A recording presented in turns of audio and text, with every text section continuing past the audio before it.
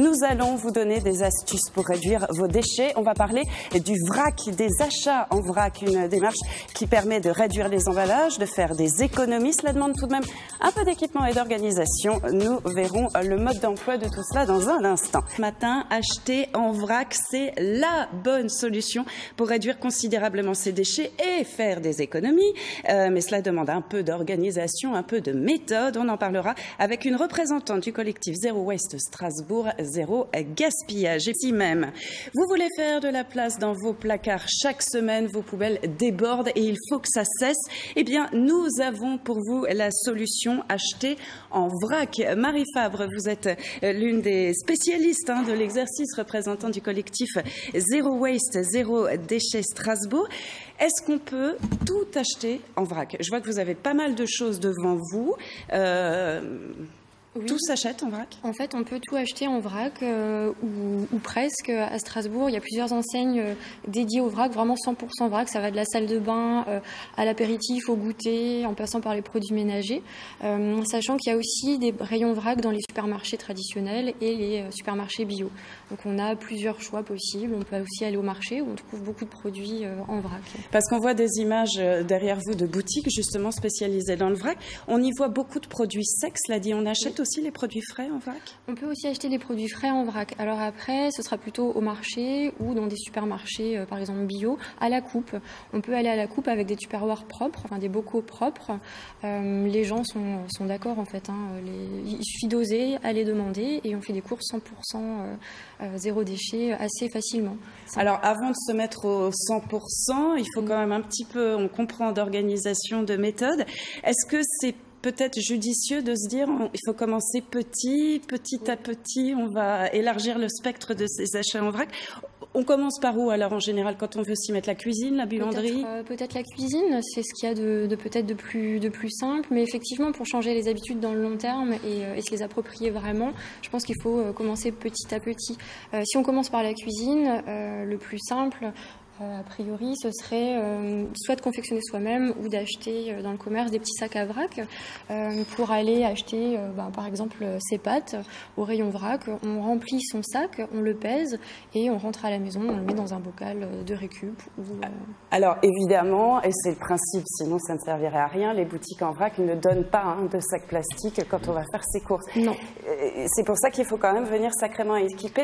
Il faut venir avec quoi? Qu'est-ce qu'il faut garder chez soi quand on veut passer au vrac? Ces objets qu'on jetterait demain, les petits trucs pratiques. Les petits trucs pratiques, garder les bocaux, par exemple des bocaux de sauce tomate ou de chocolat comme celui-ci, une fois vides, on les nettoie bien, on peut les garder. Ou les bocaux type ceux en verre qu'on trouve ici, que nos grands-mères utilisaient vraiment souvent. Avoir des sacs en tissu pour aller faire ses courses. Après, c'est vrai qu'en magasin vrac, on n'a pas de sachets plastiques. Par contre, les épiciers fournissent très souvent des bocaux vides. Par exemple, les gens ramènent leurs bocaux vides et on peut les réutiliser. C'est mis à disposition gratuitement. Ah, donc on n'est pas obligé de trimballer ces bocaux toute la journée au travail en se disant ce soir je vais faire mes courses. C'est vrai que c'est un petit peu lourd, ça demande quelques changements d'habitude, une nouvelle organisation, mais c'est simplifié par les commerçants qui connaissent les habitudes des nouveaux consommateurs de vrac. On n'est pas forcément bien organisé tout de suite, donc il y a des solutions qui nous attendent en magasin. Alors moi j'ai découvert qu'il y a plein de choses qu'on peut acheter en vrac et fabriquer dans sa maison, le dentifrice, le déodorant, la lessive. Tiens, je vais me rapprocher de vous parce que je crois que vous avez apporté tous les ingrédients pour fabriquer une lessive ici même. En fait, c'est vraiment très très simple. Vous allez voir, il suffit de prendre des copeaux de savon de Marseille, donc 25 grammes. C'est ça. En fait, on peut soit le râper soi-même avec un savon de Marseille classique qu'on trouve en magasin, sans emballage, ou alors l'acheter en vrac. Il y a certaines épiceries vrac à Strasbourg qui le proposent en vrac. Dans l'autre pot, on a quoi? Et dans l'autre pot, il y a des cristaux en soude. Des cristaux de soude, pardon. Ça aussi, on le trouve en vrac. On le trouve, acheter la quantité pas en vrac, par contre, on le trouve dans des boîtes en papier recyclables. Donc là, on n'a pas d'emballage plastique, on a du recyclable. Eh ben, je vous laisse faire votre petite lessive, votre petite popote, justement. On voit de plus en plus, effectivement, de boutiques se lancer sur le marché. Depuis quelques mois, quelques années, il y en a beaucoup à Strasbourg, à Mulhouse, dans les grandes villes. Ça marche, c'est qu'il y a une demande ou c'est pour provoquer la demande? Je pense qu'il y a une réelle demande des consommateurs parce que j'ai pas le chiffre en Alsace, mais par contre, en France, il y a 50 épiceries 100% vrac qui ont ouvert ces dernières années.